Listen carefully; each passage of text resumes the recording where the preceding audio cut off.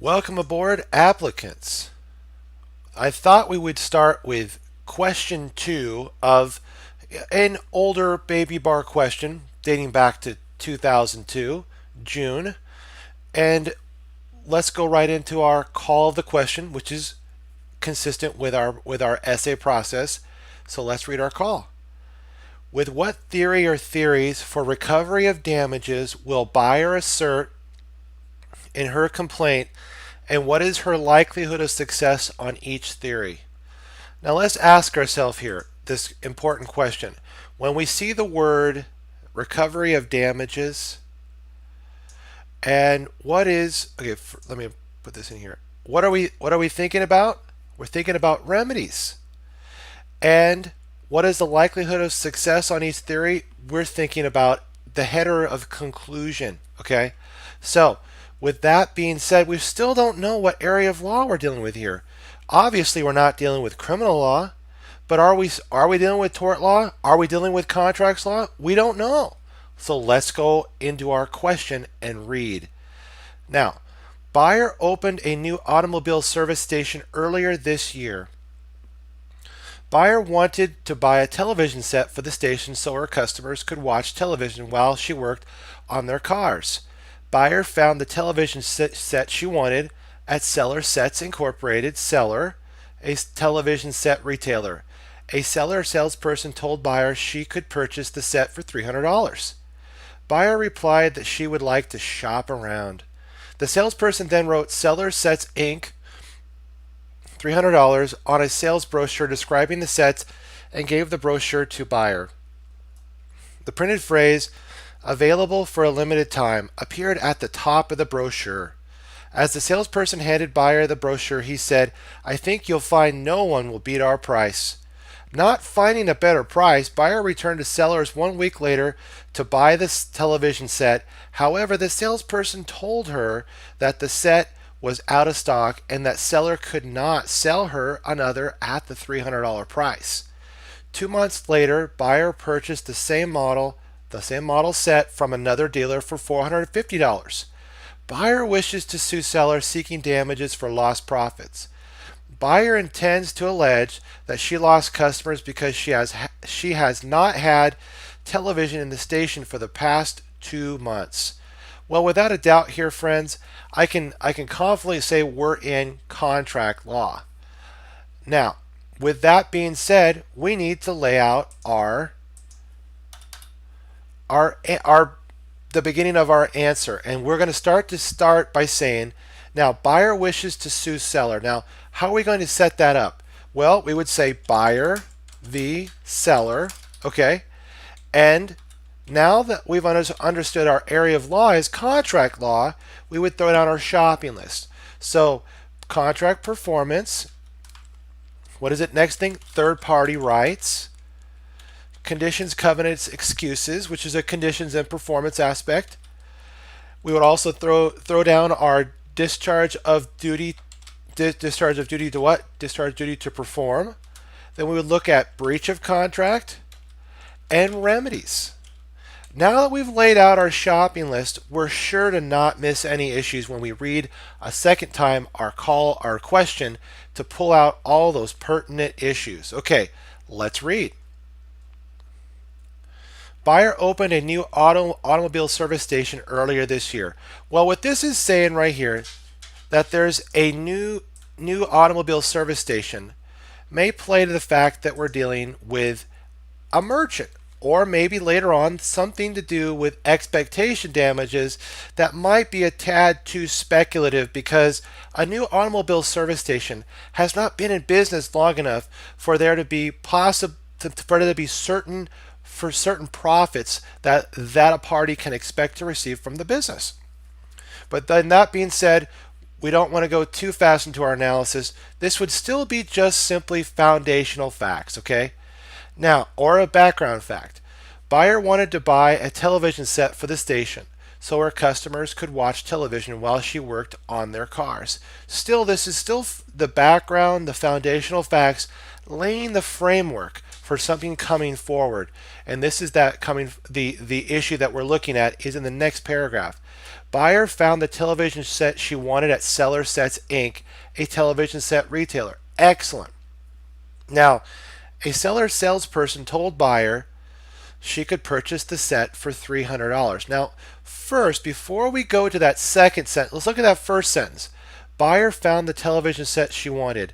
First of all, in here, we're dealing with a television set. So let's first take a look at what would go into forming our contract. We're going to talk about applicable law. And remember, since we're dealing with the television, it's going to be Uniform Commercial Code. Okay, make sure I get that spelled right. Okay, good. Now then we're going to go down and look at merchants, because it's an additional aspect that UCC requires, that if both parties are merchants, they'd be held to a higher standard of good faith and fair dealing. Okay, then we're going to look at contract formation. And this is where the proverbial rubber meets the road, okay? Because we're going to have offer here. Now, but remember, before an offer, I would argue that this statement up here, that when buyer found the television set she wanted to sell, she wanted at seller, a television retailer, that was more or less a possible preliminary negotiation, okay? Nothing has ever, no offer has actually been presented. Okay, so preliminary negotiations is simply that. It's the preliminary aspects of buyer and a seller negotiating the offer and possibly acceptance with the consideration. Okay, now also too, the preliminary negotiations aspect would be more of an invitation to make an offer, which is exactly what buyer or seller did here. A seller salesperson told buyer she could purchase the set for $300. Wow, okay, we have an offer here that she could purchase the set for $300. This would embody the complete aspect concerning our offer. All the terms here should be present. Now, let's take a look. In offer, we look to see if there was an intent to be bound, a present manifestation of intent to be bound, communicated to an identified offeree, empowering that offeree to accept the offer. So now we're looking at the definite and certain terms. We have the famous acronym Q-tips that we like to stack here, and we're going to look at quantity. What would be the quantity here? That would be one television set. Well, the time, we don't really have the time, so I would say possibly reasonable time, because Uniform Commercial Code is pretty lenient when it comes to that. They'll fill it in with reasonable terms and reasonable aspects, except quantity. Quantity, price, and parties are material. So interested parties, who are the two parties here? Buyer and seller. The price, we know that. That's $300. What about the subject matter? Television set. There we go. Now, make sure I fill this in here. Time for performance. And interested parties.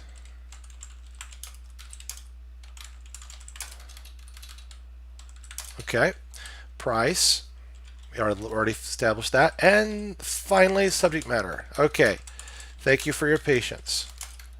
Now, after establishing that an offer has been made, and even if, let's just say, now, has there been an acceptance yet? Let's look into the facts and find out. Buyer replied that she would like to shop around. Does that sound like an acceptance to you? Boy, it really doesn't to me either, because shopping around is not the same thing as what acceptance really is. It's an unequivocal assent to the terms of the offer or the means or mode invited by the offer, because remember, the offeror is master of the offer. And with that being said, shopping around is not the unequivocal clear assent. They're saying, I'm not really sure I want to buy this set for $300. I need some time to think about it. In other words, acceptance has not taken place yet. But now we have a very interesting aspect, okay? The salesperson then wrote Seller Sets Incorporated, $300. Now, what is it we do with this aspect about shopping around? We could say that that was an initial rejection of the offer, but I think that's might be just a little bit too of a stretch. We're going to probably be talking about that under our acceptance header when we get to that, okay? But right now, we're looking at this additional fact aspect. The salesperson then wrote Seller Sets Incorporated $300 on a sales brochure describing the set and gave the brochure to buyer. Now, why is this such a big deal? Because remember, we talked about the Uniform Commercial Code would apply to our situation in that the television set is a good, and remember, Uniform Commercial Code governs contracts concerning goods, are contracts concerning the transaction of goods, and goods are movable, tangible, personal property, readily identifiable at the time of contract formation. Common law contracts, though, only deal with services, intellectual property, contracts concerning services, contract concerning intellectual property, and contracts mainly concerning the sale of an interest in land. And since we don't have a services contract, we don't have an intellectual property contract or a sale of an interest in land, we have a good, and a good is tangible personal property, like we just talked about the television set. Therefore, the Uniform Commercial Code would govern our contract. Are both parties merchants, though? Well, let's take a look. Buyer opened a new automobile service station earlier this year. It's arguable that the buyer may not be a merchant in television sets, okay? I think strongly we can lean in that direction for buyer. But is seller a person who is a merchant in television sets? Absolutely. Because they're what? They're a television set retailer, as the facts right here say, television set retailer. So are they a merchant? Yes. So seller would be held to a higher standard of good faith and fair dealing and commercial reasonableness. And with that being said, now we can come down under offer, and we can say that we technically, do we have a third party right? No, we don't. Okay, so we need to go through here and make sure to rule out things as we go through them. Do we have any conditions and covenants or excuses? Doesn't seem like we do yet. Well, actually, before we get to that, let's hold off on making that determination yet. But for sure, we don't have the third party right. Okay. Now, under offer, we're now transitioning into that acceptance stage. Okay. We have an offer from Seller Sets. Now, the acceptance, as we said, was an unequivocal assent to the terms of the offer in the means or modes invited by the offer, because the offeror is master of the offer. And a mutual assent, offer, and acceptance is what's required under the Uniform Commercial Code to make an agreement. Okay. Now, under here, we look that we're going to record in our writing that the initial comment from buyer that shopping around would not suffice for a full acceptance. But was there an actual acceptance by buyer yet?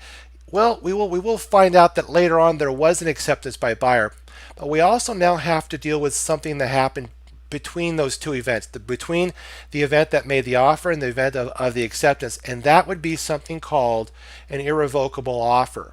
What is an irrevocable offer? Even though the offeror would like to revoke their offer, which they can before acceptance, or the offer has become irrevocable, they can do that. But remember, we talked about this just a few seconds ago. If it's irrevocable, you cannot remove the offer. Well, what is one of those irrevocable offers?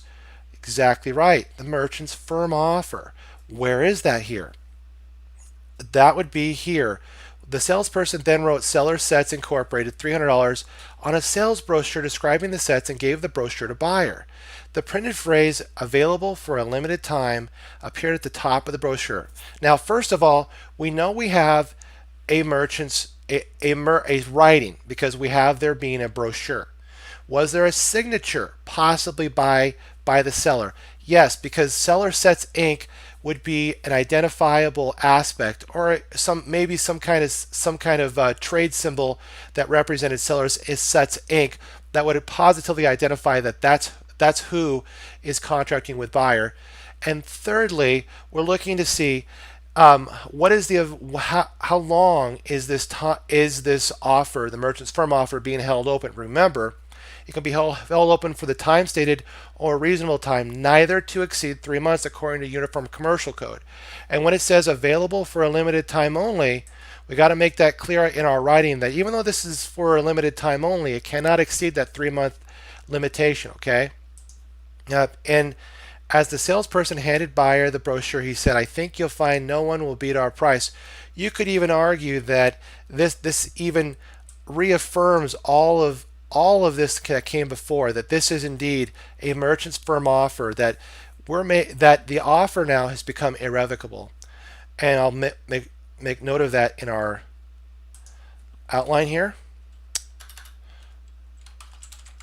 Merchant's firm offer, and it would suffice because we have a signature, or we have a writing, a signature, and a time stated or a reasonable time neither to exceed 3 months. Okay, now has there been an acceptance though? That was the big aspect here. When not finding a better price, buyer returned to sellers 1 week later to buy the television set. Ah, there it is. There's our acceptance that we were wanting. That's where I would put under acceptance. That's what I'd put under my acceptance here for the Uniform Commercial Code aspect for this particular contract. Now, with there being an acceptance, what do we transition now to? Absolutely, consideration. And was there sufficient consideration? Yeah, we're dealing with a $300 price tag for a television set, and the television set being exchanged for that $300. Okay, sufficient consideration.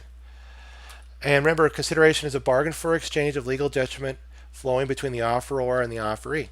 Now, down under here, we're looking at statute of frauds. Now remember, even though this deals with a sale of goods $300, which would be less than the $500 requirement, I still strongly advocate that we should mention it and then briefly discuss it and move on. So goods $500 or more. Okay, so it would definitely satisfy the statute of frauds would not apply here, and therefore the writing requirement wouldn't even be triggered. Okay, now down under after statute of frauds, what is it we transition to? Let's go to our facts. Buyer wishes to now. However, the salesperson told her that the set was out of stock and that seller could not sell her another at the $300 price. 2 months later, buyer purchased the same model set from another dealer for $450. Let's deal with the first sentence here. However, the salesperson told her that the set was out of stock and that seller could not sell her another at the $300 price. What is that? Well, let's look down here. Has there been any conditions? Was there any covenants? Was there any form of excuses here? It doesn't look like that is part of our discussion in this essay. This would be more of discharge of the duty to perform arguments, okay? Discharge of duty to perform. Essentially, discharge of duty to performance. There we go, right there. Essentially, there are three primary arguments that are going to flow out of this. It would be impossibility, financial, commercial impracticability,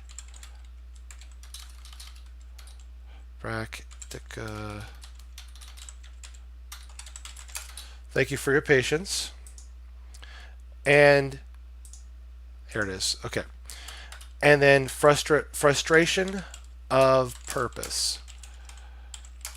So let's ask ourselves here.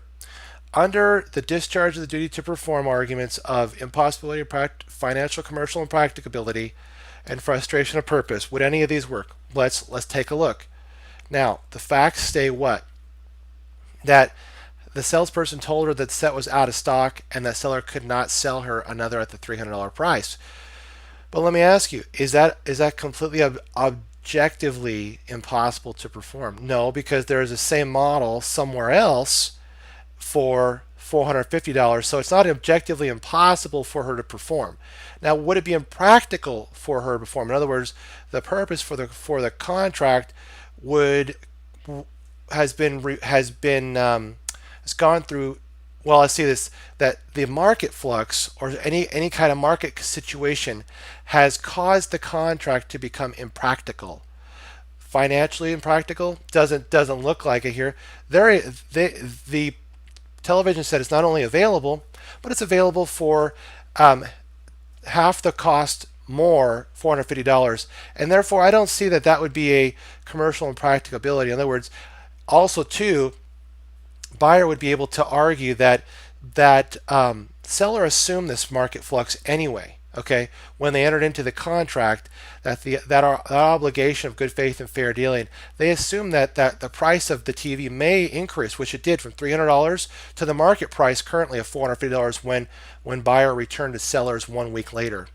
So that would be assumed that market flux wouldn't make the contract impractical. And then we're looking at frustration of purpose. Has the purpose for contracting down here been frustrated? No. Why? The same TV model is available from another dealer. So the purpose, the main essence of the contract is still alive and well. It hasn't been frustrated beyond repair. Okay, so with all three of those talked about, with the facts in the right order, we would then say, seller, you have to perform. That you cannot discharge your duty. So when buyer wishes to sue seller, actually let me take a look here. There's another fact here that we need to pull out at the breach of contract state, and this would be when the salesperson told her that the set was out of stock and the seller could not sell her another price at $300. This could very well be the grounds for an anticipatory repudiation. I want to make a note of that in our outline as well. Okay? For breach of contract, I'm going to talk about anticipatory repudiation.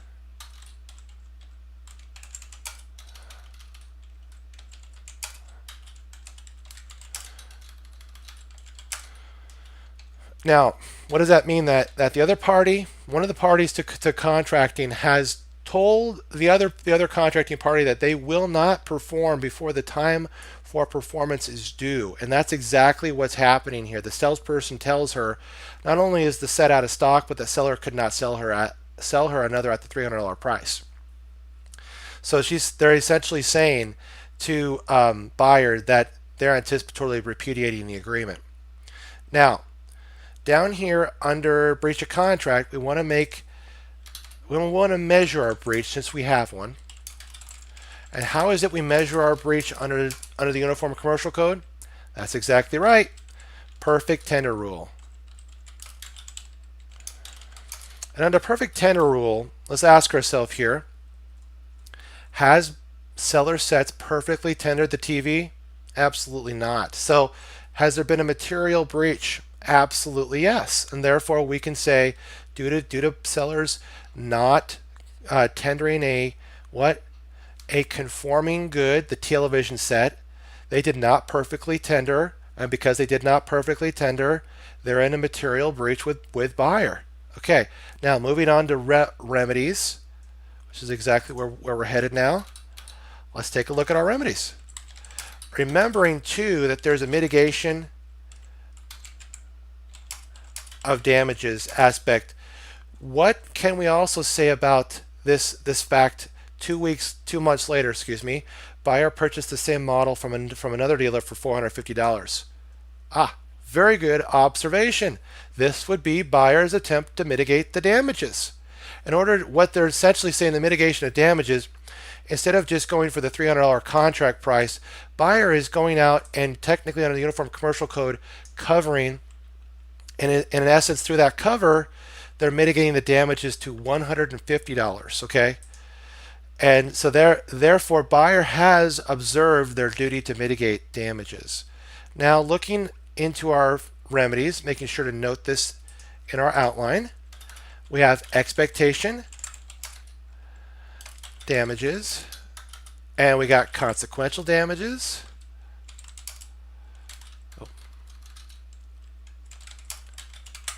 We want to make sure to talk about Hadley v. Baxendale.